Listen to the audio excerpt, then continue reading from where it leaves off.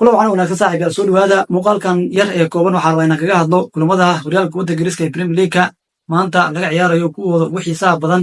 Waxaan eegi doonaa kulanka dhex maraya Manchester iyo Everton, isla mid waxaa soo qaadan doonaa Arsenal iyo West Ham kulankooda, Chelsea iyo Aston Villa ayaa sidoo kale eegi doonaa. soo dhawow muuqaalka like saar sina share kare, sidoo kale kusoo biirbareyga bulshada aad iyo aad ayaad u mahadsan tahay. Aan ku bilaabo horyaalka waddanka Ingiriiska ee Premier League kulamada ugu xiisaha badan ayaa toddobaadkan laga ciyaaraya, waana kulamada 26aad ee horyaalka waddanka Ingiriiska ee Premier League ciyaareedkan. kulanka ugu horeeya waa kan dhex maraya Manchester iyo Everton. kulankan waxa uu ka bilaaban doonaa garoonka Goodison Park 9:15 galabnimo, waana kulanka ugu horeeya. Manchester waxay doonaysaa inay kusoo laabato wadada guulaha maadaama kulanka ugu dambeeyey guuldaro 1-waxba ay kala kulantay kooxda kubadda cagta Tottenham, halka Everton ay doonayso inay kusii socoto wadada guulaha iyadoo kulanka ugu dambeeyey guul ka gaartay naadiga Crystal Palace. Manchester shantii kulan ugu dambeeyey Premier League ciyaareedkan ciyaartay waxaa laga adkaaday 3 jeer, 2 jeerna way adkaatay. Everton waa unbeaten, shantii kulan ugu dambeeyey 4 kamid ah way soo adkaatay, halka kalena barbaro ayay soo gashay. form fiican ayayna kooxdani ku jirtaa tan iyo markii kusoo laabtay tababare David Moyes.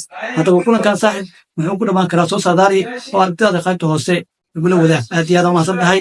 kulan kale ee dhex maraya Arsenal iyo West Ham waa kulan kale oo xiiso badan. 6 maqribnimo ayuu kulankan bilaaban doonaa. kulanka kooxda kubadda cagta Arsenal ay ku ciyaarto Fulham Emirates ayuu kulankan ka dhici doonaa. Arsenal kulankii ugu dambeeyey waxay lagu kala waxba kaga soo adkaatay naadiga Leicester City. West Ham kulankii ugu dambeeyey guuldaro Brentford ayay ka soo qaadatay.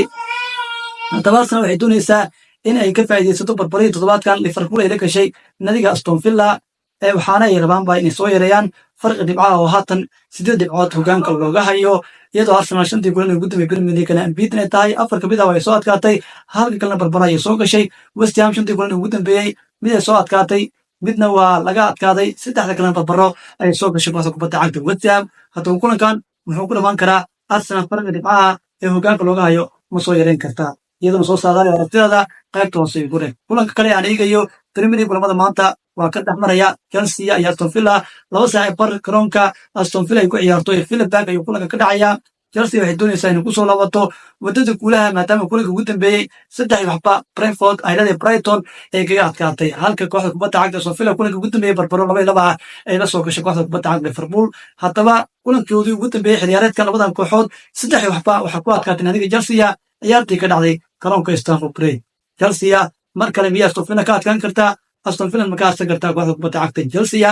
haddaba soo saadaaraysa kulankan muxuu ku dhamaan karaa qaybta hoose kumadiga igu soo qor. aad iyo aad u mahadsan tahay. ugu dambeyn haddii aad ila soo gaartay ilaa dhamaadka, mar kale waxaan ka codsanayaa inaad muuqaalka like saarto, sina share karayso, sidoo kale aad kusoo biirto bareyga bulshada.